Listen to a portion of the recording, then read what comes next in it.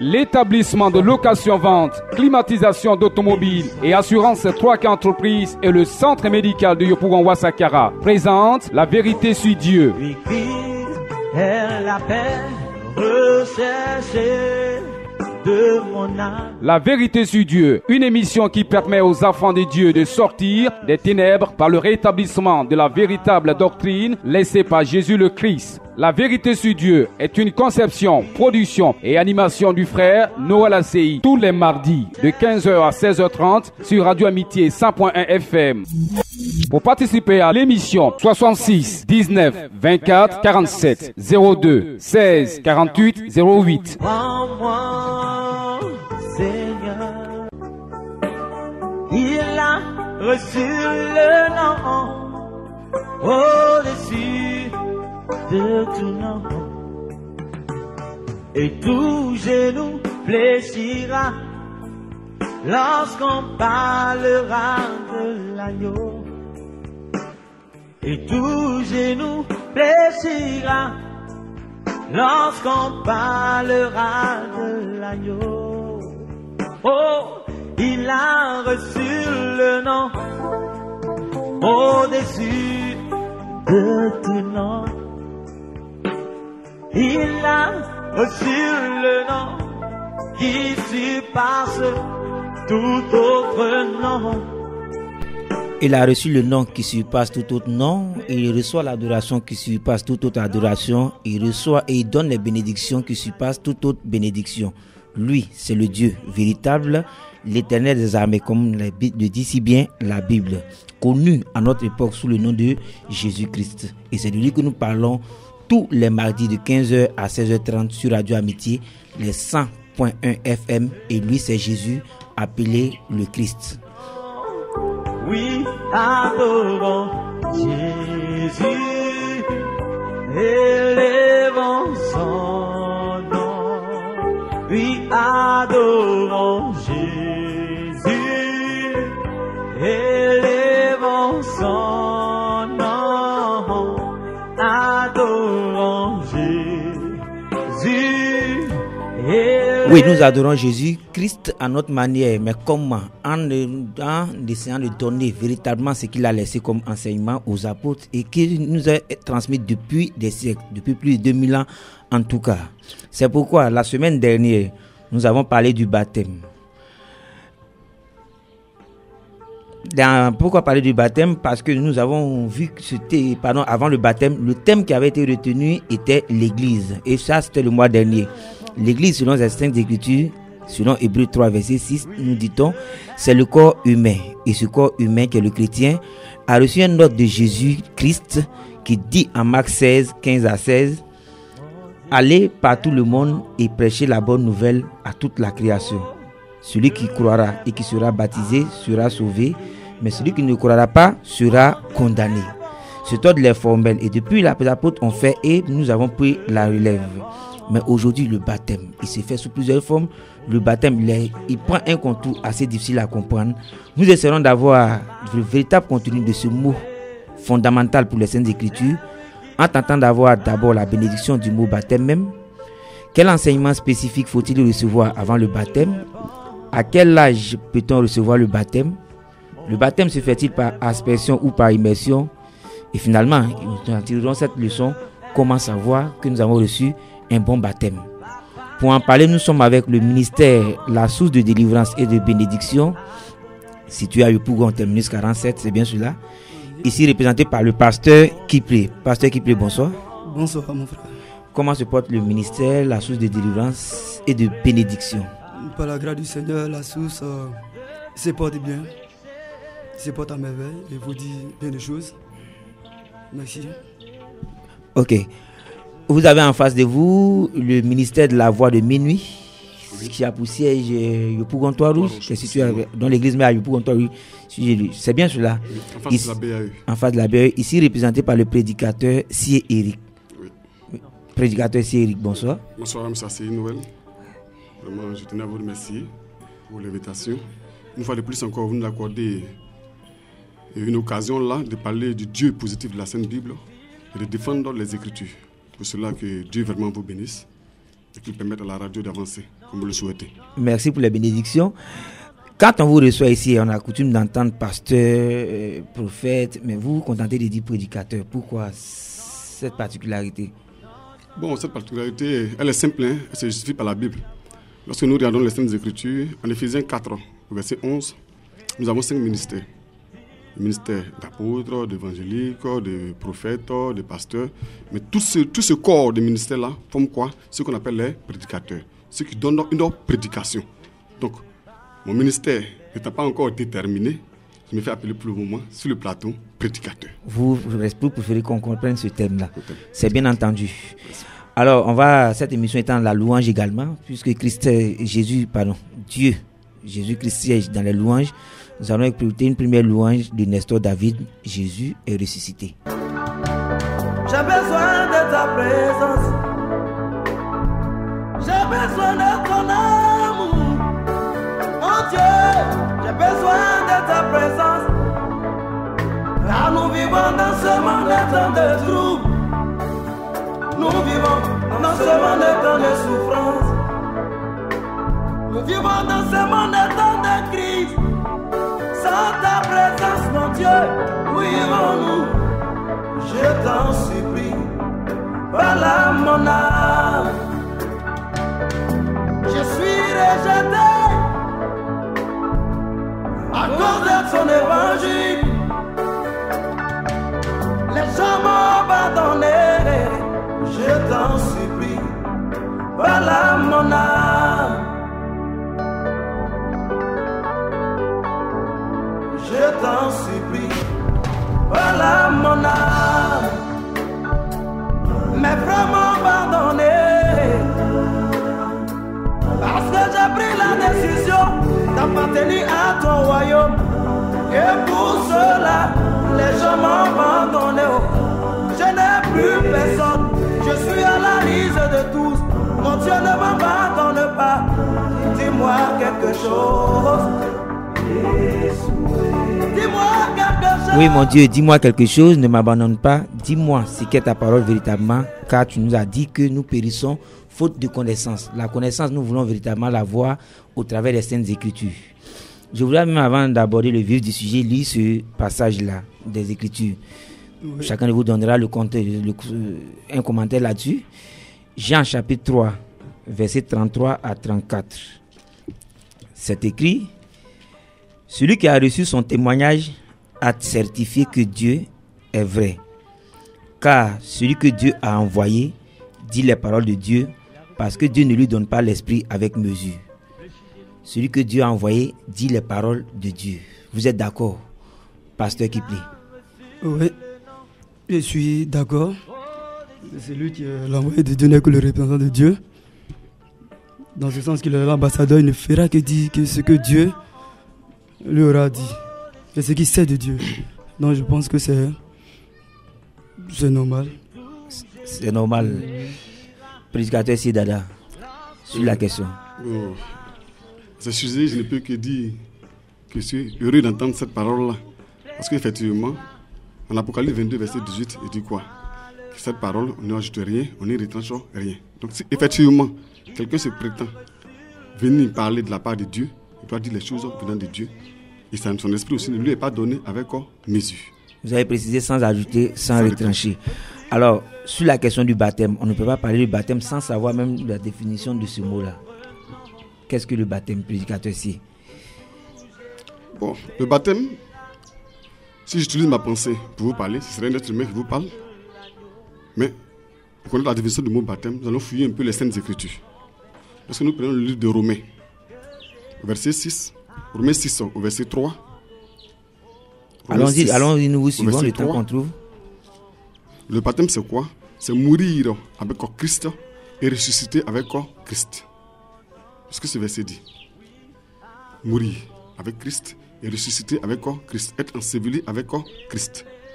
Dans le livre de 1 Pierre, verset 3, 1 Pierre 3 au verset 21, il dit quoi? Que le baptême n'est pas la purification des souillures, mais plutôt le fait d'être enseveli avec Christ et de ressusciter avec Christ. Donc le baptême n'est rien d'autre que une alliance qu'on fait avec le Dieu de la Sainte Bible, une analyse consciente qu'on fait avec le Dieu de la Sainte Bible, après avoir cru en un message, on s'est fait baptiser. Mais quel message? Quel message? Je vais vous dire que le grand maître béni, avant de quitter la terre, il avait des disciples autour de lui. En partant, il a laissé un message propre aux disciples, à ses apôtres. Le message prêché par ses apôtres, c'est ce message qu'il faut écouter après évangélisation, l'accepter et être baptisé. Ok, on vous a saisi sur la question. Vous avez quelque chose d'autre à ajouter? Bon, pour le moment, je vais m'arrêter là. Vous arrêtez là pour l'instant. Je me tourne vers le pasteur qui plaît. Pasteur, qu'est-ce que le baptême? Bon, le baptême, je vais simplement, dans la connaissance du mot baptême, parce que nous avons quand même les origines de cette Bible que nous tenons et pour laquelle nous disons que nous connaissons moins en partie. Nous avons cette Bible aujourd'hui écrite en français, mais à l'époque, en son temps, tu étais certainement écrit aussi en grec et aussi en hébreu. Aujourd'hui, le mot baptême, quand je me réfère au mot grec, simplement baptême, qui veut dire baptizo. Baptizo, qui veut dire plonger dans l'eau, ou se laver dans l'eau. Donc, sur cette base, le baptême pour moi, c'est plonger dans l'eau. Plonger dans l'eau. Et puis, justement, sur la question de plonger dans l'eau, nous avons reçu quelqu'un ici la semaine dernière, qui a dit la même chose. J'ai posé la question, paraît un peu farfelu, on pourrait le dire, mais c'est bon pour comprendre. Quand on dit le baptême, c'est plonger dans l'eau, sortir de l'eau. Je crois que lui, il a dit mourir avec Christ et ressusciter avec Christ, selon ce qui est écrit. Vous voulez plonger dans l'eau, sortir de l'eau. Moi, je vais à la plage ou bien à la piscine, je plonge dans l'eau, je ressors. Suis-je baptisé? Oui. Vous avez pleinement raison. Parce que une définition simple et littéraire que j'ai précisément donnée. Et je pense que comme nous avons tous ces questionnaires sur le baptême, on viendra à tous ces détails-là. Donc, ce qu'il faut retenir, dans un premier temps, c'est le mot dans sa signification, plonger et laver. Maintenant, le baptême a des différentes caractéristiques, en fait, différents points qui sont tels que elle a une origine. Elle a une origine dans laquelle on verra que le baptême, en tant que le baptême, est subdivisé sur 3 points. Un seul baptême, mais fait de différentes manières. Je n'arrive pas à l'explication. Non, je n'arrive pas à cette explication. Je veux simplement dire qu'il y a eu des baptêmes au préalable, au temps de cet homme qu'on appelait Jean-Baptiste. Jean-Baptiste a eu un baptême à lui. Il y a eu des baptêmes au temps aussi de Jean-Baptiste qu'on appelle le baptême des prosélytes. On verra ça tout à l'heure. Et puis, il y a le baptême du chrétien. Je pense que pour lequel nous sommes ce soir invités en cellule. Invités en cellule, bien entendu, le baptême du chrétien. Mais l'autre, le prédicateur a dit, pour baptiser, quelqu'un qui doit recevoir le baptême doit d'abord recevoir un message particulier. Il a précisé que c'est le message laissé par Jésus-Christ et enseigné totalement par les apôtres. Il faut d'abord recevoir ce baptême-là avant. Pardon, il faut d'abord écouter cette parole-là, recevoir cette parole avant de se faire baptiser. Vous pensez que cela est également fondamental? Bon, je crois qu'on aura la réponse parce qu'il y a une question qui définit cela. Il y a une question qui définit cela. Voilà. Justement, sur la question du baptême également, j'entends, ou bien quand je vois dans les Écritures, il y a le baptême d'eau et il y a le baptême du Saint-Esprit. Pasteur qui plaît, est-ce qu'on peut avoir les détails? Qu'est-ce que le baptême d'eau? Qu'est-ce que le baptême du Saint-Esprit? Le baptême d'eau, nous le voyons avec le Baptiste, c'est ce qu'on appelait Jean le Baptiste. Celui-là même qui a fait le baptême d'eau qu'on appelle le baptême de la repentance. Le baptême de la repentance. Nous l'avons, excusez-moi,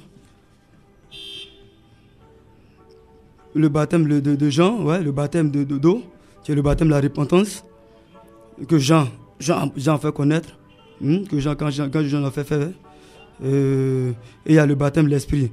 Le baptême de l'eau consiste à entrer dans le baptême de l'eau, à plonger dans l'eau. Et le baptême de l'esprit consiste à parler de l'effusion en fait du Saint-Esprit. L'effusion du Saint-Esprit. Là où en acte où on parle de le Saint-Esprit est descendu à la Pentecôte, ainsi de suite, ainsi de suite. Voilà. Oui, je me tourne maintenant vers le prédicateur Dada. J'ai un peu des problèmes avec votre prédicateur. Je suis plus habitué aux pasteurs, aux prophètes et autres prédicateurs. La Bible parle du baptême d'eau et du baptême du Saint-Esprit. Quelle est la spécificité de chacun de ces baptêmes-là? Bon, le baptême d'eau, comme le frère Kipé l'a dit, effectivement, on l'a vu dans la Bible en Matthieu 3 au verset 11. Matthieu 3 verset 11, Luc 3, 16 aussi. Où Jean-Baptiste faisait un baptême qu'on appelait le baptême d'eau. C'était un baptême de repentance. Mais il faut signaler quelque chose, c'est qu'avant Jean-Baptiste, parce que Dieu est le même hier, aujourd'hui et éternellement, si Jean-Baptiste s'est permis de faire un baptême de repentance, avant Jean-Baptiste, ceux qui ont précédé Jean-Baptiste aussi ont aussi fait des baptêmes. À ce point-là qu'on oublie très souvent. Oui, mais voulez-vous nous éclairer là-dessus? Quand nous lisons, moi personnellement, j'ai l'impression que le baptême est venu avec Jean-Baptiste. Bon, vous allez prendre 1 Pierre 3.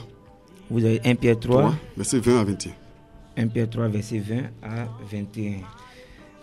Vous voulez que je lise? Oui. Les auditeurs, vous nous suivez également. Vous prenez note, vous connaissez le principe de l'émission. Pour ceux qui nous suivent pour la première fois, cette émission, la vérité sur Dieu, a pour véritable fondement de nous donner ce qui est écrit. Alors prenez et notez vos versets. Tout à l'heure, à la deuxième heure, vous aurez le temps d'appeler, si vous le voulez bien, pour poser vos questions à l'un ou l'autre des deux prédicateurs du jour. Je lis 1 Pierre 3, allez directement au verset 21. Au verset 21. Cette eau était une figure du baptême, qui n'était pas la purification des souillures du corps, mais de l'engagement d'une bonne conscience envers Dieu, et qui maintenant vous sauve, vous aussi, par la résurrection de Jésus-Christ. Jésus-Christ. Merci. On a aussi Colossiens 3, verset 1 à 3. Colossiens 3, vous dites? Oui. Colossiens 3, verset 1 à 3. 1 Corinthiens 10 du moins. 1 Corinthiens 10. 1 Corinthiens 10. 1 à 3. Alors j'y suis pratiquement. 1 Corinthiens 3, 1 Corinthiens 10, 1 à 3. Frères, je ne veux pas que vous ignorez que nos pères ont tous été sous la nuée, qu'ils ont tous passé au travers de la mer, qu'ils ont tous été baptisés en Moïse dans la nuée et dans la mer, qu'ils ont mangé le même aliment spirituel. Ça va? Donc quand on regarde ces deux versets, au vu de ces deux versets, on se rend compte que même avant Jean-Baptiste, il y avait des baptêmes. Au temps de Noé, le déluge qui était tombé était une forme de baptême. Dans ce baptême-là, il y a eu 8 personnes qui ont été sauvées. On arrive au temps de Moïse. Le peuple d'Israël étant allé vers l'Égypte, a eu une nouvelle doctrine, une fausse doctrine. Moïse vient, il sort son peuple d'Égypte, et pour envoyer le peuple vers Canaan, il fait quoi? Il traverse la mer Rouge avec ce peuple, qui est aussi un symbole de baptême. Parce qu'ils ont traversé la mer Rouge. Ils ont traversé l'eau, donc c'est le baptême d'eau. La mer s'est ouverte, ils ont traversé totalement la mer. Ça veut dire quoi? Ils étaient en dessous de la mer, ils étaient immergés dans la mer, mais la mer n'était pas sur eux. C'était autour d'eux, mais ils ont traversé la mer. C'était comme ils étaient à l'intérieur de la mer. Et la Bible dit que c'était un baptême. Oui, c'est bien écrit au verset 2. C'était un baptême de repentance. Parce qu'ils quittaient une ancienne doctrine pour aller vers une nouvelle doctrine. Effectivement, le baptême d'eau, c'est le baptême de repentance. Jean-Baptiste a voulu commémorer cela. C'est pourquoi quand il est arrivé, ayant précédé Christ, il a commencé à baptiser les gens par l'eau, par immersion totale. Donc c'était le baptême de repentance. Comme aussi le frère Philippe l'a dit, quand le grand maître béni lui-même est arrivé, Jésus-Christ, il a dit à ses disciples, ne quittez pas Jérusalem, attendez-moi là. Ça c'est le livre d'Actes. Je monte vers le Père, je vais vous envoyer l'Esprit consolateur qui vous conduira dans toute la vérité. Donc, lorsqu'il est monté, après sa résurrection, l'Esprit consolateur est tombé sur eux. Ça devient le baptême du Saint-Esprit. C'est le livre d'Actes 2, verset 38. On voit le baptême du Saint-Esprit. Oui. Sur la question, sur ce chapitre-là, je vais poser une question. Jésus-Christ a fait descendre le Saint-Esprit directement sur le baptême du Saint-Esprit. Maintenant, nous, quand nous passons par l'eau et nous sortons, comment est-ce qu'on reçoit le Saint-Esprit? Jésus-Christ lui-même, quand il est venu, le ciel s'est ouvert, le Saint-Esprit est descendu. Les apôtres dans la chambre haute, il y a eu l'effusion du Saint-Esprit. Alors nous, à notre époque, comment est-ce qu'on reçoit ce Saint-Esprit-là? Pour savoir que nous avons reçu le Saint-Esprit, il est tout simple. Il a dit quoi dans sa parole? Que le Saint-Esprit va le reconduire où? Dans les profondeurs des Écritures, dans toute la vérité. Donc celui qui a le Saint-Esprit, qui a reçu le baptême d'eau par immersion, qui veut savoir qu'il a le Saint-Esprit, il n'a qu'à plonger ses regards dans la Bible. S'il est conforme à ce que les Écritures disent, s'il n'y ajoute rien, il n'y retranche rien, qu'il sache qu'il a le Saint-Esprit en lui. Parce que le jour de la Pentecôte, lorsqu'il y a eu effusion du Saint-Esprit, ils ont commencé à dire des choses, à parler d'abord dans des langues étrangères aux gens. ils ont commencé aussi à dire des choses qu'eux-mêmes ne connaissaient pas, venant d'une révélation du Saint-Esprit. Ils ont commencé à dire des choses qu'ils ne maîtrisaient pas auparavant. Donc, mais qui se retrouvent dans la Bible. Qui se retrouvent dans la Bible. Ok. Donc la différence est faite, le baptême d'eau, vous avez commencé de l'Ancien Testament jusqu'au Nouveau Testament, le baptême du Saint-Esprit. On sait qu'on a reçu le baptême du Saint-Esprit quand on se conduit selon ce qui est écrit dans les Saintes Écritures. Pasteur Kiplé, sur la question, vous avez autre chose à ajouter avant qu'on passe à la deuxième question? Non, je suis parfaitement d'accord avec mon frère. Je suis parfaitement d'accord avec lui. Juste après le baptême d'eau, le baptême de la repentance, nous avons communément peut-être l'habitude de faire appel à plongée. Appel à plongée du baptisé dans l'eau. Quand nous ressortons de l'eau, nous avons communément cette habitude de faire encore une prière pour la personne, pour invoquer quand même le Saint-Esprit. Parce que nous regardons le baptême de Christ lui-même, qui est Dieu. Quand il est sorti de l'eau, le Saint-Esprit ne l'a pas trouvé dans l'eau. Le Saint-Esprit ne l'a pas trouvé dans l'eau pendant le baptême. C'est juste après le baptême d'eau, quand ça sortit du baptême d'eau, que le Saint-Esprit, que le ciel va s'ouvrir. Et nous allons voir que l'Esprit de Dieu va descendre comme une colombe sur Jésus. Ok, finalement. Et c'est cet esprit-là qui va conduire maintenant, qui va conduire ce baptisé-là à entrer dans la profondeur de la connaissance de la parole. Parce que sans l'Esprit du Seigneur, tu ne peux pas comprendre la parole. Sans l'Esprit du Seigneur, tu ne peux pas comprendre la parole en parlant de l'Esprit du Seigneur. Justement, avant d'envoyer quelqu'un au baptême, ça nous fait progresser. Nous sommes à la deuxième question. Quel enseignement spécifique faut-il donner à quelqu'un avant de l'amener au baptême? Bon, quand je prends un peu l'exemple de Actes chapitre 8, à partir du verset 26 à 38, je vois un peu l'histoire du diacre Philippe, qui fut enlevé en esprit et déposé auprès de l'eunuque éthiopien. La Bible, cet homme-là était dans une méditation. Il n'arrivait pas à comprendre ce qu'il méditait. Il méditait un livre d'Ésaïe et il ne comprenait pas le message. Et le diacre Philippe apparaît pour lui dire: mais est-ce que vous comprenez ce que vous lisez? Il dit: mais je vais comprendre comment? S'il n'y a personne pour m'expliquer cela. Cet homme n'avait pas le baptême. Il n'avait pas le baptême d'eau et il n'avait pas le baptême d'esprit. Donc il ne pouvait pas comprendre les Écritures. Il pouvait lire, mais il ne pouvait pas comprendre. Parce que quand l'Écriture n'est pas révélée, on ne peut pas la comprendre. On ne peut la lire littéralement comme tout autre. Tu es là à l'école, tu sais lire, tu lis et puis c'est fini. Donc, le diacre qui avait le Saint-Esprit, qui avait reçu le baptême aussi et qui avait le Saint-Esprit, va lui dire: non, en fait, ce dont tu es en train de lire, on ne parle pas d'un animal là, comme tu le vois. On dit: non, cet homme, comment on appelle, c'est un agneau qui a été conduit à l'abattoir, il se laisse tondre et puis manger. Il ne comprend pas, il voit que c'est du charabia. Donc, il a des problèmes là. Et le diacre va lui dire: non, ça, on est en train de parler de la bonne nouvelle. Et qu'est-ce qu'on appelle la bonne nouvelle? Quand on regarde en 1 Corinthiens 15, à son verset 1 à 4, là on nous parle de la bonne nouvelle. Cette bonne nouvelle que la pauvre femme et la femme Marie de Magdala est venue annoncer. Tu as simplement dit: Jésus, mort, crucifié, enseveli et ressuscité. Voici la bonne nouvelle. Donc je pense que l'enseignement que je peux donner à quelqu'un, qu'on doit donner à quelqu'un, c'est de lui annoncer la bonne nouvelle. La nouvelle de Christ crucifié, enseveli et ressuscité. Dans un premier temps, déjà, s'il croit à cela, parce que la foi vient de ce qu'on entend, et ce qu'on entend doit venir de la parole du Seigneur. Et la foi qui sauve, c'est Christ ressuscité, la résurrection de Christ. Donc sur cette base, je pense déjà que sur cette base, avec l'unique, avec, comment on appelle ça, le baptême qui a été fait à cet homme-là, l'unique éthiopien, sur la base de cette parole, je crois qu'avec cette parole simple, on peut déjà aller au baptême. Je vais reprendre ma question. Je vous ai suivi, vous devez nous suivre. Je vais vous faire comprendre ma pensée. Moi, je viens, je vous rencontre aujourd'hui. Vous me parlez de Jésus-Christ. Vous m'avez fait donner une exhortation. Je dis: ah, c'est vrai, Jésus-Christ est bon. C'est mieux que je le suive pour sauver mon âme. Aujourd'hui même. Et je vous dis, à l'heure là, je vais être baptisé. Vous me baptisez? Sur la base de cette parole, acte 8, toujours, je baptise. Mais si si il a été convaincu, il a cru, il a même posé la question, mais je crois, est-ce qu'on peut me baptiser? Il dit, mais si vous croyez de tout votre cœur, on vous baptise. Alors, mais pourquoi est-ce qu'on fait des coups de baptême, des coups de base, etc. Les coups de base rentrent dans le sens de Matthieu 28, verset 19. Allez faire de toutes les nations des disciples. Faites de toutes les nations des disciples. Baptisez-les. Faites de toutes les nations des disciples. Tout ce que nous allons recevoir par la suite ne seront que des coups de disciples là. La connaissance, et qui va nous faire grandir dans le Seigneur. Parce que la vie dans le Seigneur, on commence, mais on va en profondeur dans la connaissance du Seigneur. Celui qui est entré tout de suite dans l'église, ou celui à qui on a parlé de Jésus tout de suite, il comprendra ce qu'on vient de lui dire tout de suite, mais il ne pourra pas tout comprendre. Et au fur et à mesure, on fera de lui un disciple dans les enseignements. Mais je pense bien. Je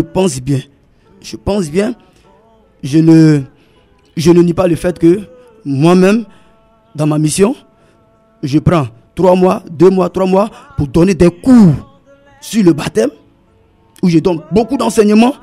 Mais je me dis que là, c'est possible, on peut baptiser automatiquement celui qui croit et qui confesse Jésus comme Seigneur Sauveur personnel. On peut le baptiser.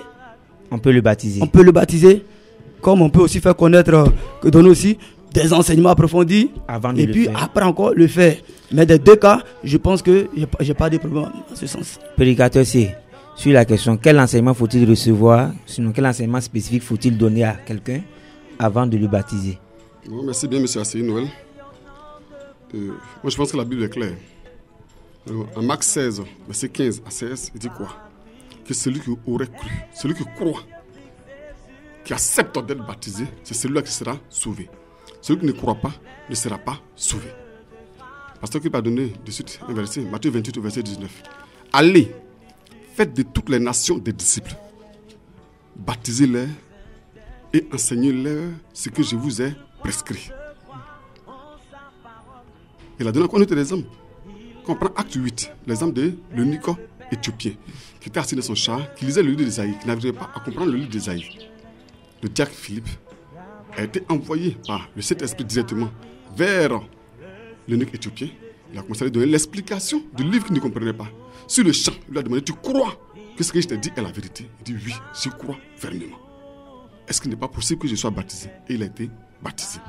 Si on continue encore la lecture, dans le livre de Actes 2, à partir du verset 38, Pierre, étant devant des gens, devant une assemblée, où il y avait plusieurs personnes, il a commencé à évangéliser, il a commencé à annoncer la bonne nouvelle, la résurrection de Christ.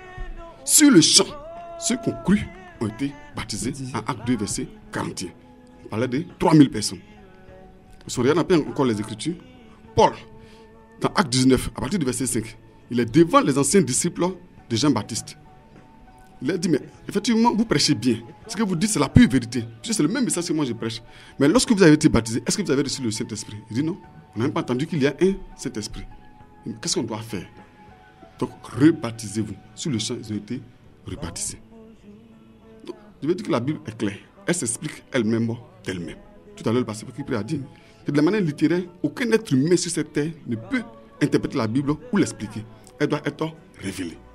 Mais la révélation que la Bible nous donne, au vu de tout ce que les apôtres ont fait, ils ont évangélisé, les gens ont cru. Sur place, ils ont été baptisés parce qu'ils avaient cru. D'où nous vient maintenant cette envie d'aider Dieu en formant des gens, peut-être 1 an ou 2 ans, en faisant les cours de baptême? Non, lui n'a pas dit 2 ans, il a dit 3 mois. Bon. Non, c'est en fait, c'est pas des délais, je dis. C'est pas un délai formel. Voilà, c'est pas un délai formel. On peut le faire, comme je l'ai expliqué, au même moment que la personne a cru, comme mon frère me rejoint là, on peut le faire au même moment. Comme je peux me faire un programme pour dire, bon, dans ce mois de décembre, je vais baptiser et je ferai mon programme de baptême. J'ai baptisé des gens. Donc, par rapport à ça, il y aura un premier groupe, ceux qui viendront s'ajouter, même à la dernière journée. Si un vient, qui croit comme ce truc éthiopien, on le fera baptiser ce jour aussi. C'est pour dire que non, la question de temps, on n'a pas de problème en fait. Le prédicateur, s'il va m'excuser, je vais me tourner rapidement vers le pasteur qui prie, parce que ce qu'il dit suscite quelque chose. Vous donnez un verset qui me vient de m'interpeller. Marc 16, 15 à 16. Celui qui croira et qui sera baptisé sera sauvé. Ça veut bien dire, pasteur, que si la personne n'est pas baptisée, il n'est pas sauvé. Prêchez la bonne nouvelle à toute la création. Celui qui croira et qui sera baptisé sera sauvé. Donc si quelqu'un n'est pas baptisé, il n'est pas sauvé. Non, ça c'est encore un sujet. C'est encore un sujet. C'est encore un sujet. Je crois qu'on le retrouve. On le retrouvera, je crois. On le retrouvera pour l'instant. Le temps que vous trouvez, je vais me tenir vers lui parce que ça m'interpelle parce que je dis quoi. Si le baptême conditionne la vie de l'âme après la mort physique, n'est-il pas dangereux que on tombe, par exemple, je vais me répandre, auditeur, excusez-moi, quelqu'un veut être sauvé. On dit, bon, il faut attendre 3 mois. Au bout de 2 mois et demi, il décède. Est-ce qu'il est sauvé? Merci mon frère Anseri. C'est en cela même que je voulais en venir, sincèrement. Quand le pasteur dit qu'on peut baptiser automatiquement, comment donner d'abord une formation? La Bible est claire. La Bible dit qu'on doit baptiser, pas qu'on peut, on doit baptiser automatiquement quelqu'un qui croit fermement que ce que nous venons de dire est la vérité. Je prends mon cas par exemple, j'ai fait une évangélisation au Koweït. Je commence à évangéliser, les gens passent, certains s'arrêtent, m'écoutent. Et à la fin de mon évangélisation, pendant que j'étais dans mes choses, un jeune s'approche de moi. Ah, vraiment, regardez, excusez-moi, ce que vous venez de dire là, je me rends compte que c'est écrit noir sur blanc et que c'est la pure vérité. Est-ce que je ne peux pas être baptisé? Mais j'ai fait quoi? Je sais qu'au Koweït, il y a de l'eau. Les conditions climatiques sont adéquates. Je prends le jeune, je l'envoie au bord de l'eau, je le baptise. C'est ce que la Bible demande. Bon, je crois que une fois que la personne a cru, elle reçoit le baptême. Sur la question, il n'y a pas véritablement d'opposition. Lui, il a dit qu'on peut attendre, on peut l'attendre. Vous avez donné un verset biblique, mais il y a quelque chose de fondamental. Le temps étant avancé, on va revenir là-dessus. Quand on retourne dans Matthieu 28, si vous l'avez devant vous, je voulais que vous l'ayez tous devant vous. Matthieu 28. Je crois que c'est le dernier livre du livre de Matthieu. Matthieu 28, voilà. Vous me faites apprendre beaucoup à cette émission. J'en profite bien. À partir du verset 19, c'est écrit: allez faire de toutes les nations des disciples, les baptisant au nom du Père, du Fils et du Saint-Esprit, et enseignez-leur à observer tout ce que je vous ai prescrit.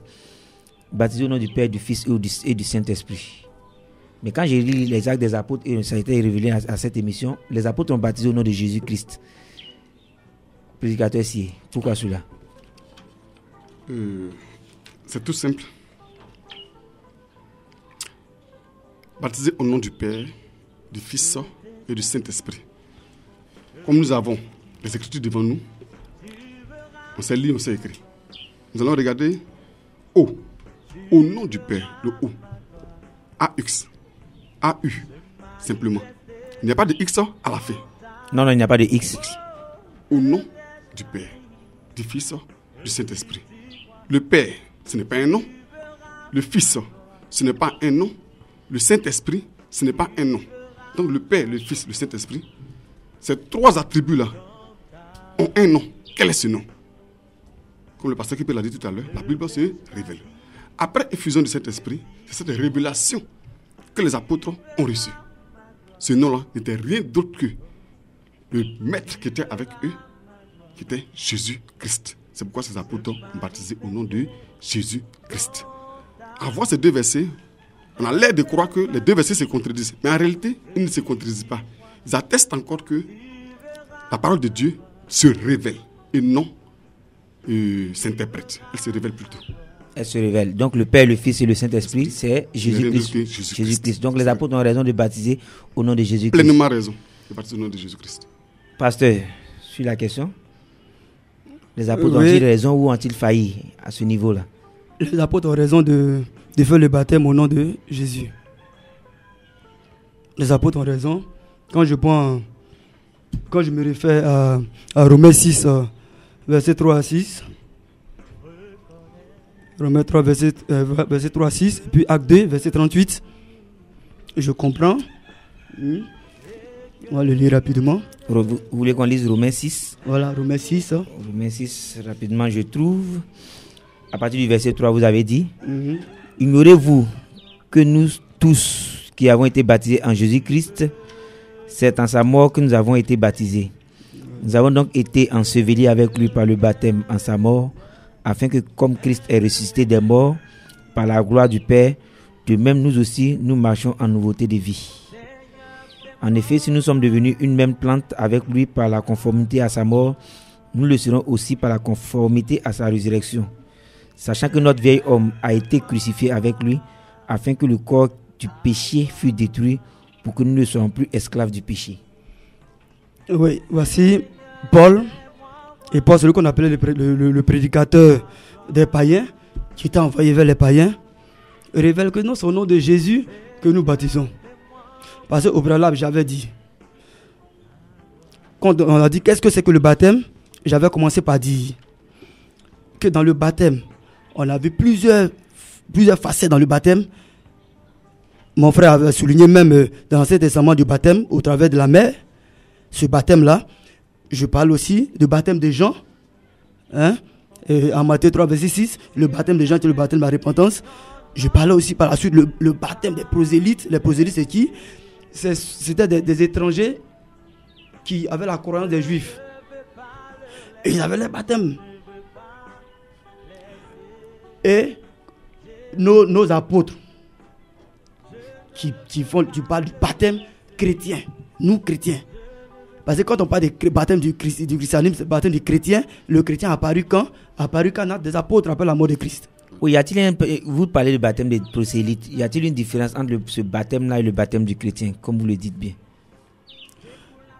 En fait, c'est le baptême de Jean, plus le baptême des prosélytes, qui va venir renforcer notre baptême de chrétien ici. Parce que le baptême de Jean, c'est comment on appelle ça? La repentance. Le péché n'étant pas pardonné. Parce que Christ n'est pas encore mort. Parce que sans effusion de sang, il n'y avait pas de pardon de péché. Et dans l'Ancien Testament, quand on parle d'effusion de sang, dans l'Ancien Testament, on parlait du sang des animaux. Or, le sang des animaux était un symbole venu couvrir le péché, mais n'effaçait pas le péché. Donc, le péché n'était pas effacé. Donc, quand on se réfère au baptême de Jean, c'est la repentance simple. Mais le péché n'était pas pardonné. Et le baptême des prosélytes? Le baptême des prosélytes, c'était le baptême... les prosélytes, c'était simplement des étrangers qui ne peuvent pas prier avec les autochtones, les juifs. Ils ne peuvent pas être dans une même assemblée. Donc, ils sont hors. Mais ils regardent ce que font les juifs. Et ils essaient d'imiter. Parce qu'ils ont la même croyance, ils ont la même foi. Donc, ils essaient d'imiter leurs rites. Les rituels, les rites, leurs cérémonies. Donc, ils essaient de faire comme eux. Mais tout ça revient à dire c'est simplement des baptêmes de repentance. Mais maintenant, nous parlons du baptême là où le péché est carrément effacé. Et là où le péché est effacé, on ne parlera que du baptême au nom de Jésus. On ne parlera que du baptême au nom de Jésus. Comme Acte 2, verset 38 le dit, Simon Pierre dit, repentez-vous et soyez baptisés au nom de Jésus. Ok, on va souffler en musique et puis passer aux autres questions. Il y a l'âge du baptême, il y a également le baptême par aspersion ou par immersion. Je vois que là vous avez déjà un peu touché, mais on va revenir là-dessus pour avoir d'autres détails. Pour l'instant, nous allons souffler en musique. Cette fois-ci, c'est avec Onel Mala, Dieu est bon.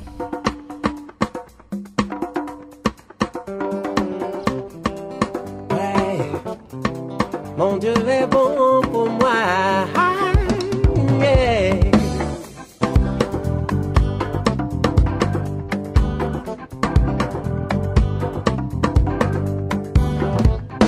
Il est bon, Dieu est bon. Mon Dieu est bon pour nous. Il est bon, Dieu est bon. Mon Dieu est bon pour nous. Je veux le dire toute ma vie, oh ouais. Il est bon, Dieu est bon. Et je te le dis si tu m'entends, oh ouais. Il est bon, Dieu est bon. Ah, dis-le. Il est bon pour moi, il est bon pour toi. Il est bon, bon, bon, oh, Dieu est bon.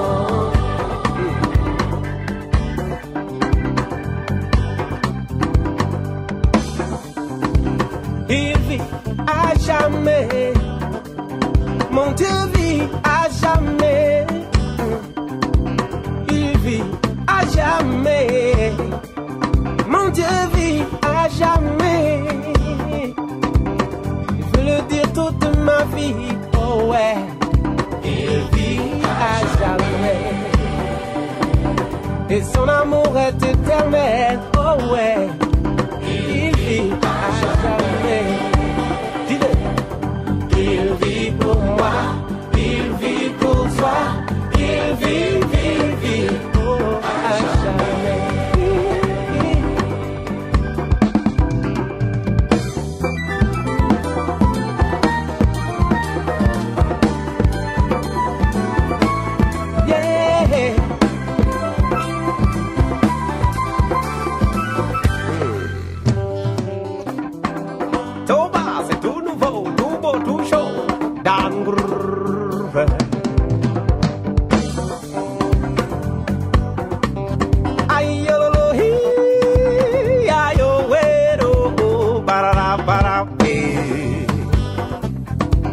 He lives forever.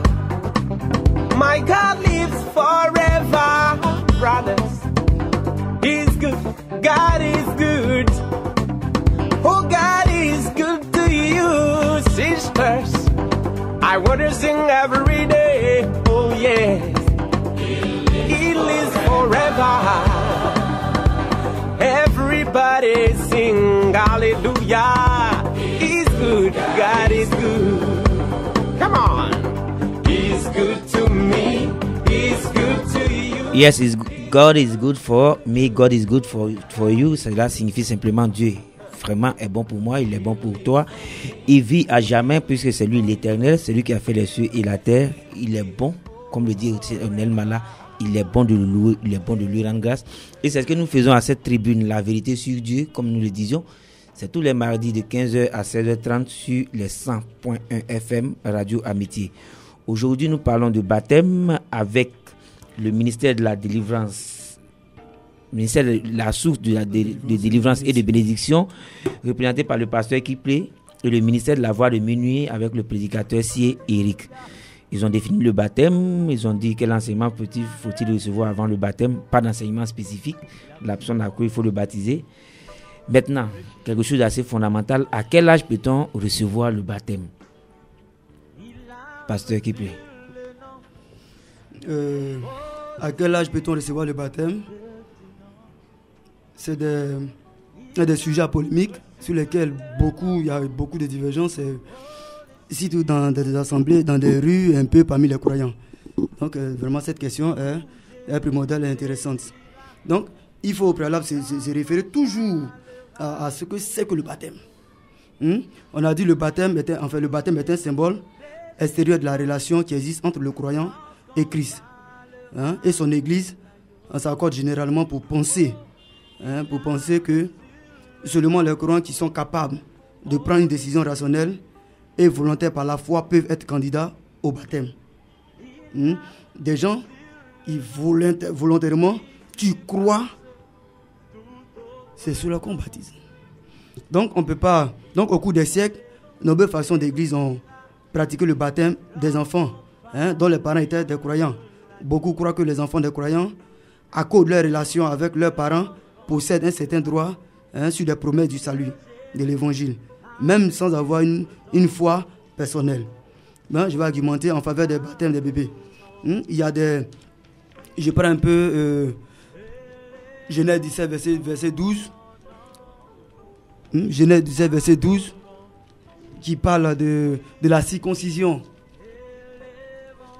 que beaucoup confondent au baptême. Parce que au moins la circoncision, dès qu'on naît, c'est à 8 jours. Le mâle qui naît à 8 jours, on le circoncie. Lui, il n'a pas bien de foi. Il n'a pas bien de dire j'ai la foi, j'ai pas la foi, il a entendu l'évangile, il n'a pas entendu l'évangile. Un mâle, il est circoncis. Mais or, quand on parle de baptême, j'ai aussi un exemple ici aussi, que je vais souligner rapidement. Excusez-moi. On comprend aussi souvent très mal aussi Acte 6, verset 31. Acte 6, verset 31. Acte 6, verset 31, je vais le lire rapidement.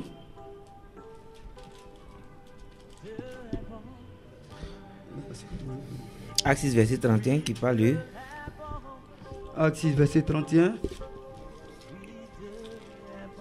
Allons-y. Je lis. Moïse, voyant cela, fut étonné de cette apparition et comme il s'approchait pour examiner la voix du Seigneur, se fit entendre. Non, excusez-moi, je suis... Vous êtes dans Acte 7, 31. Acte 6, même pas 31. Je dis Acte... Voilà. Acte 6, 30... Non. Acte 6 s'arrête au verset 15. Au verset 15, excusez-moi. Acte 16, vraiment, excusez-moi. Acte 16, verset 31. Acte 16, verset 31. 31 à 34. Paul et Silas. Je lis, Paul et Silas répondit, crois au Seigneur Jésus et tu seras sauvé, toi et ta famille. Voilà, voici cette croix et tu seras sauvé, toi et ta famille. Donc, dans la base Chanel, on pense que la famille, on pense que comme le père a cru dans la maison et que même les autres enfants même ne croient même pas, ils n'ont même pas Jésus, même le bébé même qui est là, il peut déjà se faire baptiser sous la foi, sous la foi de papa qui est chrétien, ou bien de l'un des parents qui est certainement chrétien. Donc, on comprend mal un peu, comme on avait dit au commencement, on comprend mal un peu l'évangile. Mais ce n'est même pas, mais c'est mieux croire et tu seras... au Seigneur Jésus-Christ, au Seigneur Jésus, pardon, et tu seras sauvé, toi et ta famille. Ce n'est pas marqué, fais-toi baptiser tes enfants. En fait, c'est ce que je vois. Crois, c'est parce que... et tu seras sauvé, toi et ta famille. Crois et tu seras sauvé, toi et ta famille. Donc, je disais que quand on voit le côté famille, on voit déjà le côté famille. Et on voit le côté famille, si l'un des parents dans la maison est chrétien, est baptisé et qu'il a Christ, qu'il est sauvé, on prend ce passage-là pour dire, bon, toute la famille, automatiquement, par le salut du Père, tous les enfants sont sauvés. Par le salut du Père qui est pasteur, les enfants aussi sont sauvés.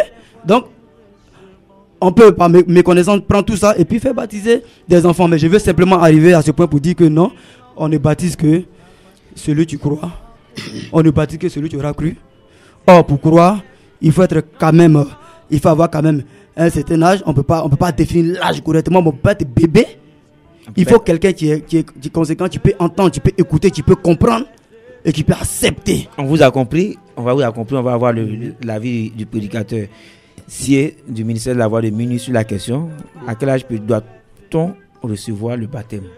Effectivement, cette question est au centre de plusieurs polémiques au niveau des religions dites chrétiennes en Côte d'Ivoire.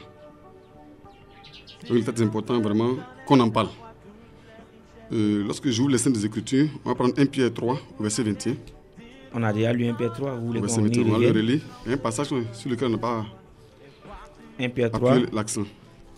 Cette eau était une figure de baptême, qui n'est pas la purification des souillures du corps, mais l'engagement d'une bonne conscience envers Dieu, et qui maintenant vous sauve, vous aussi, par la résurrection de Jésus-Christ. Voilà, on parle d'une bonne conscience. Engagement d'une bonne conscience. Ça veut dire qu'il faut atteindre au moins l'âge de conscience. Et quand on regarde aussi, dans Marc 16, à partir du verset 15 jusqu'au verset 16, on dit quoi? Il faut croire avant d'être baptisé, pour être sauvé. Alors que croire, ça veut dire quoi? Il faut avoir la foi. En Romains 10, au verset 18, on dit quoi? La foi vient de ce qu'on entend, et ce qu'on entend vient des paroles de Dieu. Mais un enfant qu'on baptise, qu'a-t-il entendu pour qu'il soit baptisé? C'est ça le problème, c'est ça le hic. On prend un enfant par exemple qui a 7 ans ou 8 ans, qui ne sait même pas lire son livre de lecture, à plus forte raison une Bible. Celui-là, on décide de le baptiser. On va le baptiser. Qu'est-ce qu'il a entendu? À quoi il a cru avant d'être baptisé? Donc je pense que, comme la Bible dit, n'y ajoutons rien, n'y retranchons rien. Celui qui a l'âge de conscience, celui qui a l'âge, qui sait lire les Écritures, qui sait croire en quelque chose, qui est conscient de ce qu'il fait, c'est celui-là qu'on doit baptiser. Oui, mais justement, on a dit au début de l'émission, celui que Dieu a envoyé dit les paroles de Dieu. Oui. Or, la parole de Dieu dit qu'on doit baptiser celui qui doit prendre un engagement de bonne conscience. Alors, celui qui baptise les bébés, Dieu l'a-t-il envoyé? Nous sommes à la vérité sur Dieu. Il n'y a pas de question tabou. Moi, je vais l'appeler Colossiens 2:8. Pensée humaine. Pratique des démons. Pasteur qui plaît. Non, je reste sur la connaissance que j'ai. Quelqu'un qui n'est pas conscient, qui ne sait rien, on ne peut pas le baptiser. Et celui qui le fait, Dieu l'a-t-il envoyé? Celui qui le fait, il le fait à ses propres, comment on appelle, à ses propres moyens. avec sa propre conscience. Je pense que Dieu ne l'a pas envoyé. Vous pensez que Dieu ne l'a pas envoyé? On va souffler en musique avant d'arriver à la pause musicale. Il nous reste encore deux questions essentielles. Le baptême se fait-il par aspersion ou par immersion? Et comment savoir qu'on a reçu un bon baptême? On va aller en dernière ligne droite un peu plus vite, puisque nous avons les auditeurs qui doivent nous appeler au 23 45 39 66. Au 23 45 39 66 pour la dernière ligne droite de cette émission, c'est-à-dire à partir de 16h15. Nous écoutons en 2 minutes Constance Père, je veux te louer, avant la pause publicitaire.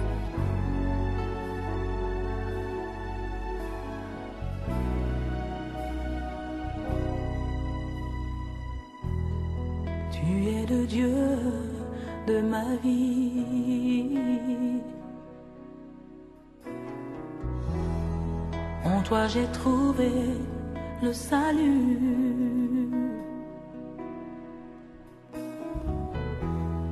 Reçois, oh Dieu, l'adoration d'un cœur que tu as sauvé. Je veux t'adorer.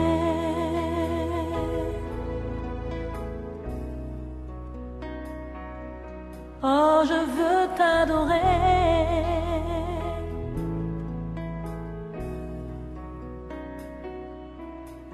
Je veux t'adorer. Oh, je veux t'adorer, Père.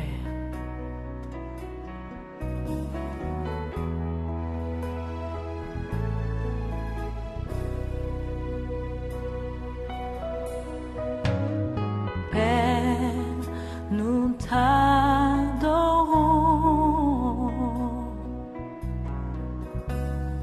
Père, nous t'adorons,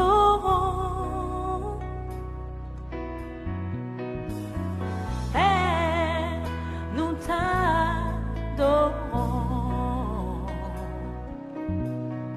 Oh, Père, nous t'adorons. Père, nous t'adorons.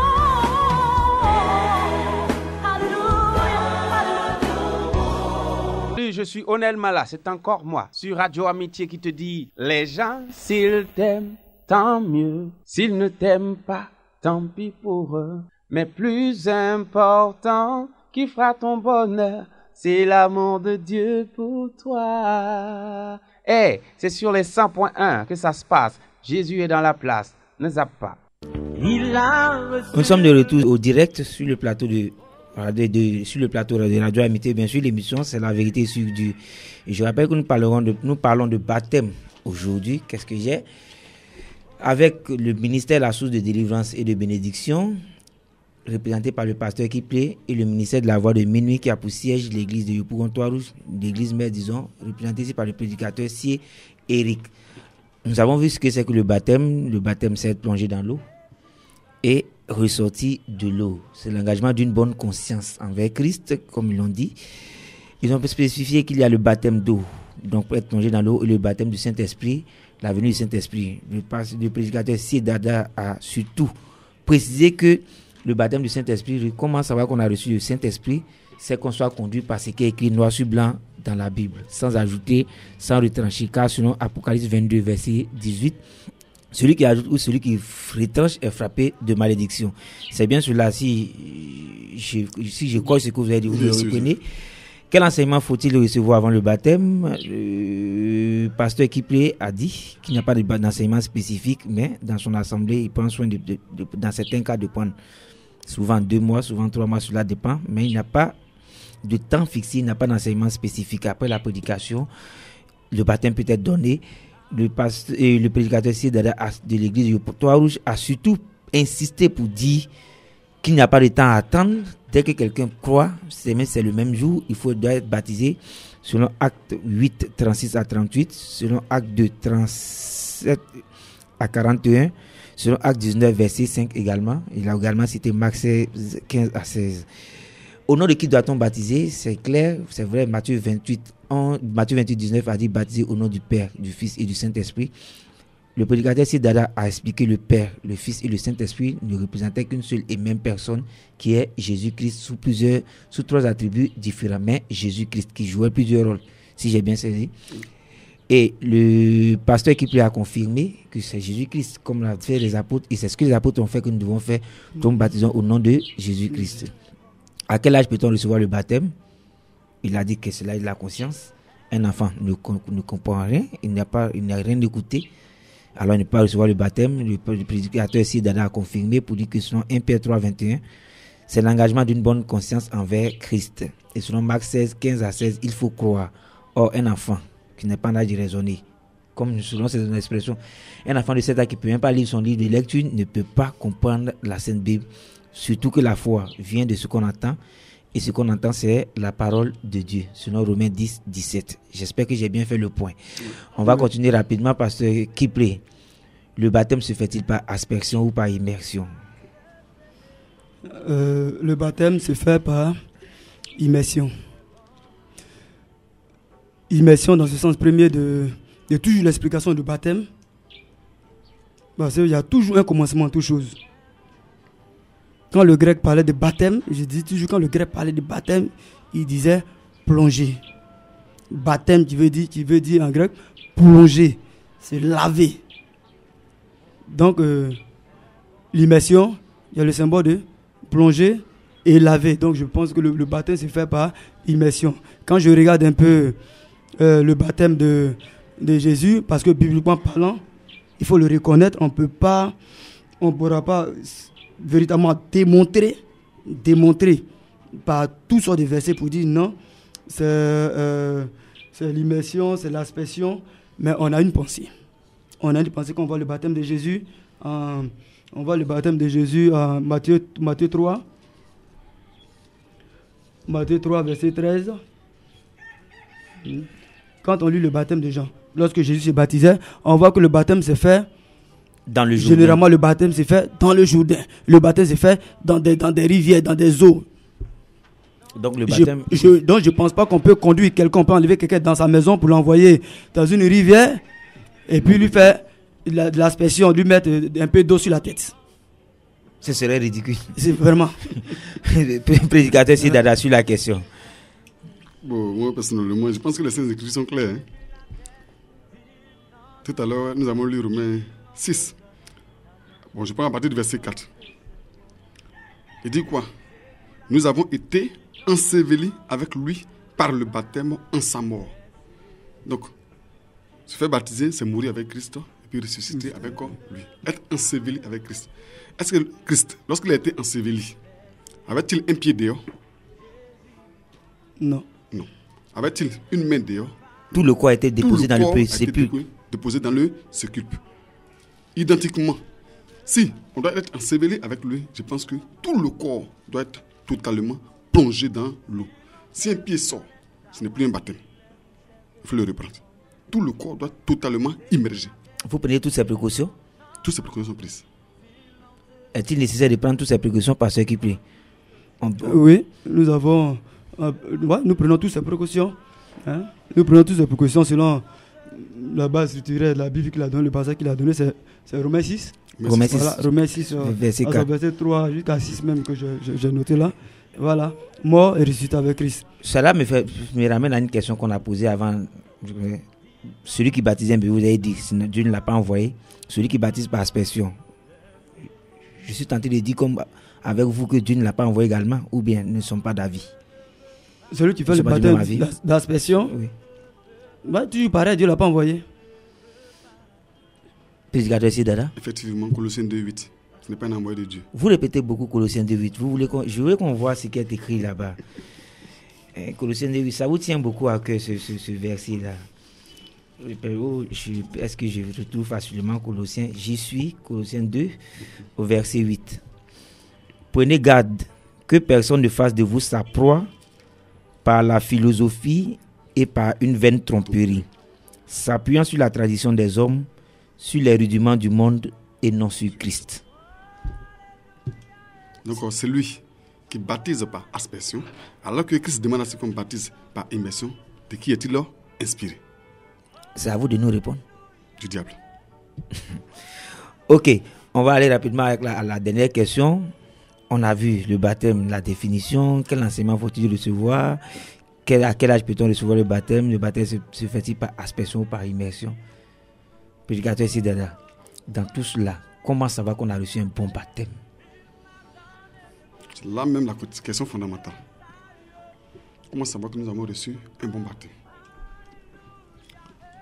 Nous allons prendre un passage de Matthieu. Matthieu 16. Non, pas Matthieu 16. Matthieu 16 au verset 18. Matthieu 16, verset 18, vous avez dit. Oui. Et moi, je te dis que tu es Pierre, et que sur cette pierre, je bâtirai mon église, et que les portes du séjour des morts ne prévaudront point contre elle. On peut continuer un peu la lecture. Je te donnerai la clé du royaume des cieux, et que ce que tu liras sur la terre sera lié dans les cieux, et ce que tu délieras sur la terre sera délié dans les cieux. C'est le grand maître béni qui sort cette phrase-là à l'endroit de son disciple qui est Pierre. Il dit à Pierre que je te remets à toi, Pierre, la clé du royaume des cieux. Ce que tu liras sur cette terre sera lié dans les cieux. Ce que tu délieras sur cette terre sera délié dans les cieux. Et que tu es Pierre, sur toi, Pierre, je bâtirai mon église. Pierre était qui? Était un apôtre. Il était disciple. Et après devenu apôtre. Après le départ du grand maître béni. Donc à Pierre et à ses collègues apôtres ont été remis quoi? La clé du royaume des cieux. C'est-à-dire l'évangile. C'est à eux qu'a été remis l'évangile. Donc, tout ce que ces apôtres ont fait, quiconque ne fait pas comme eux, quiconque ne les imite pas, et qui fait un baptême qui apparemment ressemble aux données, aux normes même du baptême, c'est-à-dire par immersion, tu fais un baptême par immersion, c'est vrai. Pour quelqu'un qui a un âge de bonne conscience?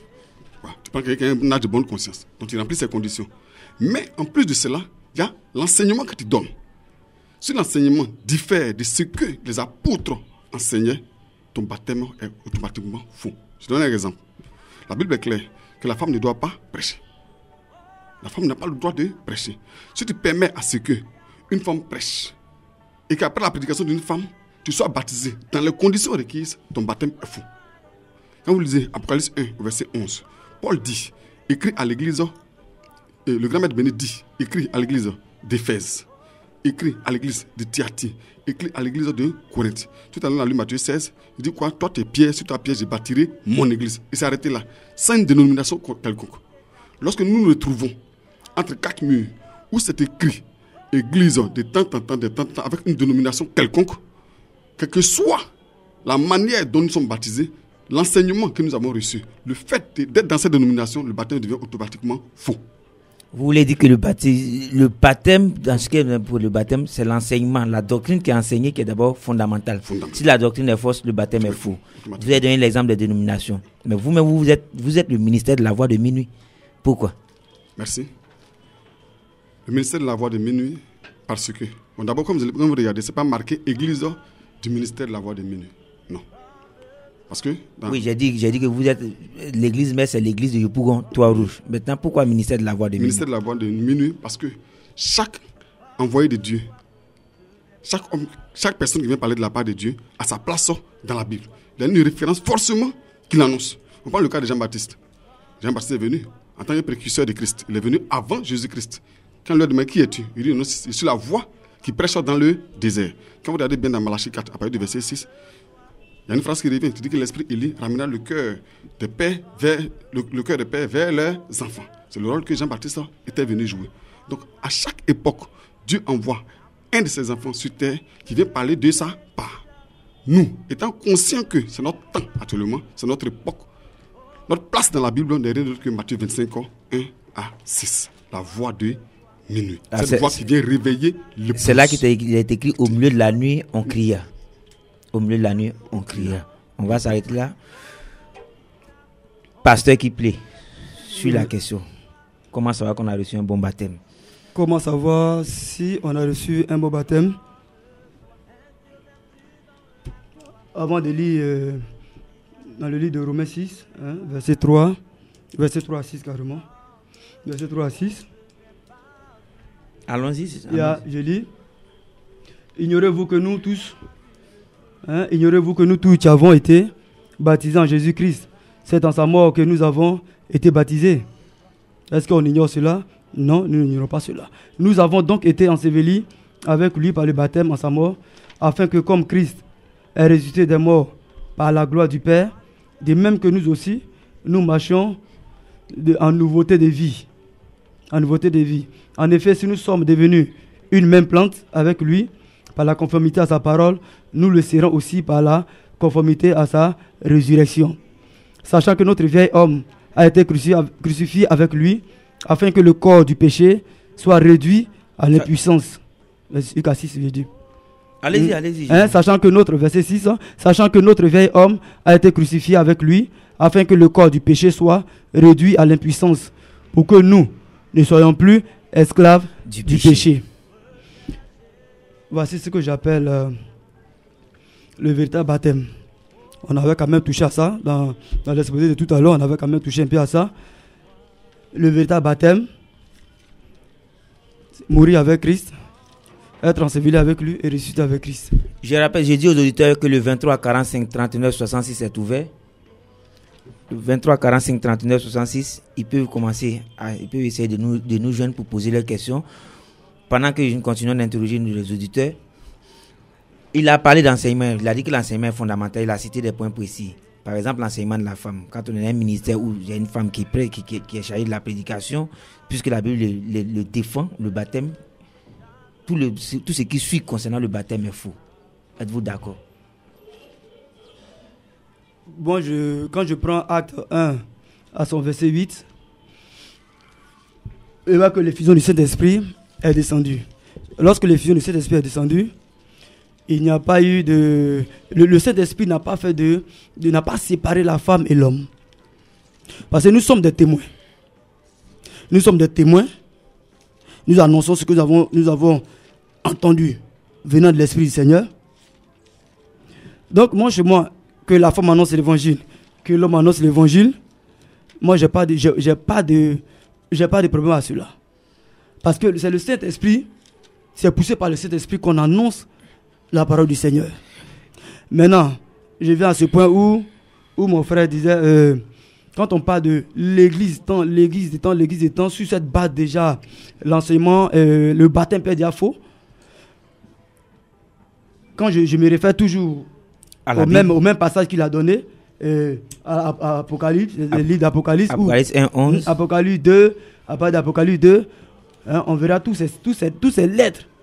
Toutes ces lettres qui ont été données dans cette église. Mais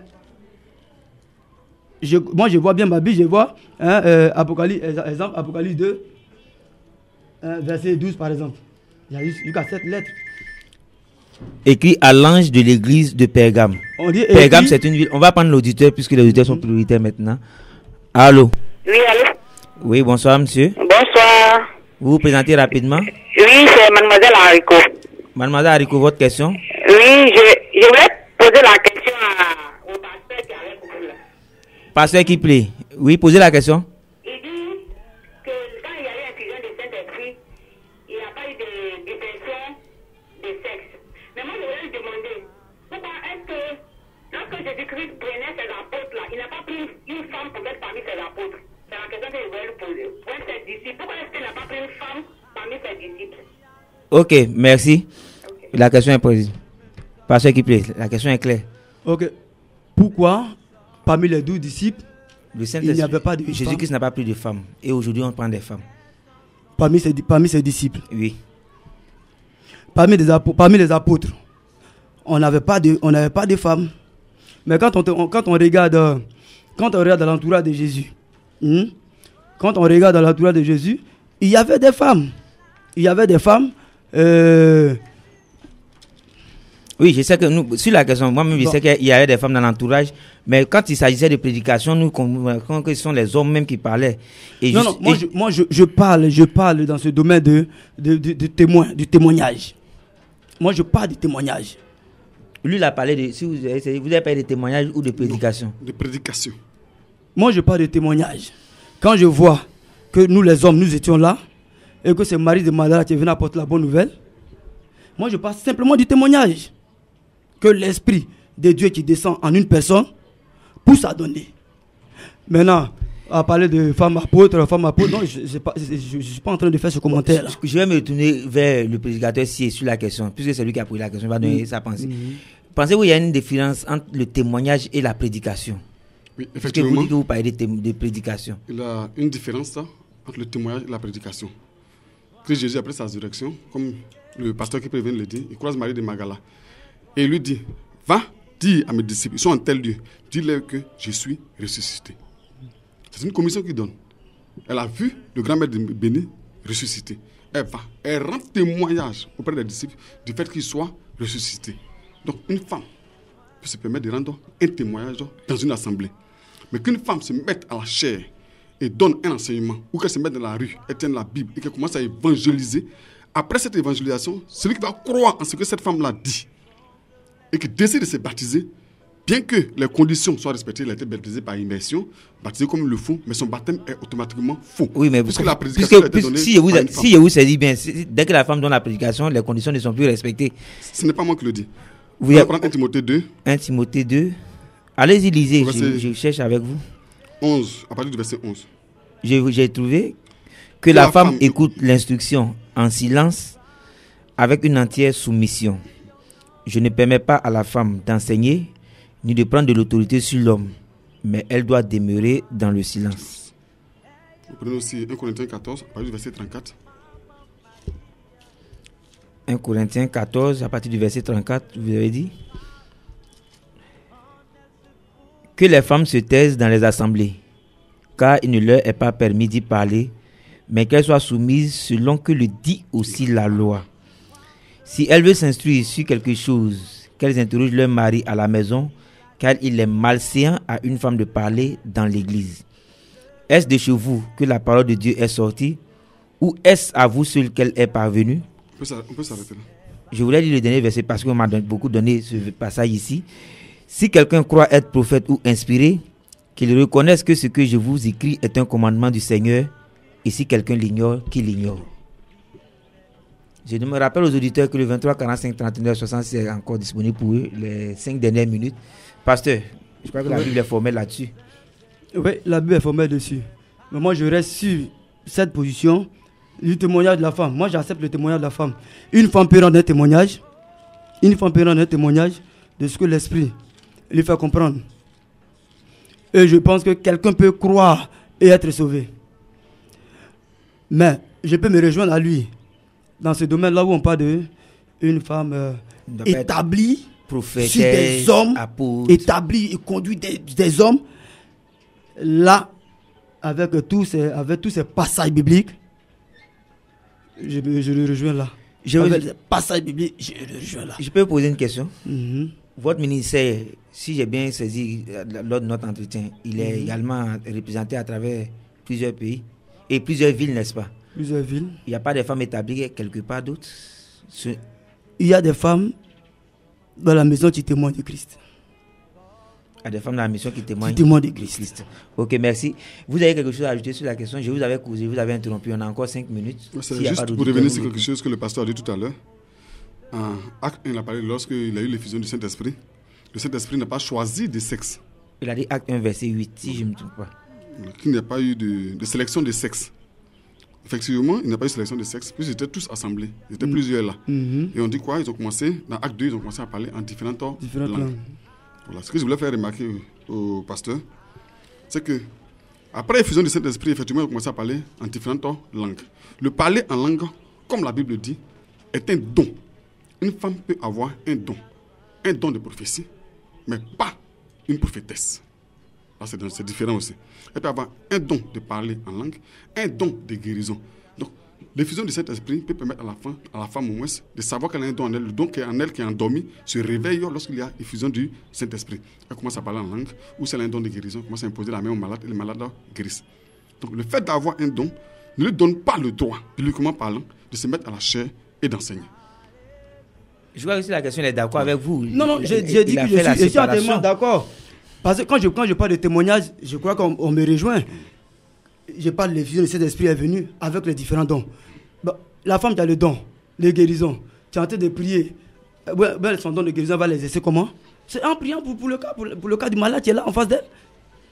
Donc on dira qu'elle est en train d'exercer un ministère de guérison. Non, attention. Elle exerce un ministère de guérison. C'est là qu'on ne se comprend pas. Il y a les ministères. Le don. Le ministère, c'est la guérison est-il un ministère ou un don? La guérison est un don. Elle a reçu le don de guérison. Et qu'elle exerce ce don de guérison là, comment on appelle là? Elle se retrouve dans une fonction elle se retrouve dans une fonction. Et sa fonction, c'est de prier pour les malades. C'est de prier pour les malades. Or, qui parle de fonction parle des ministères. Je suis un peu perdu sur la question. Maintenant, nous revenons. Maintenant, on me dira non, nous avons 5 ministères. Nous avons les 5 ministères. Oui, alors nous vous écoutons. Voilà, nous avons 5 ministères.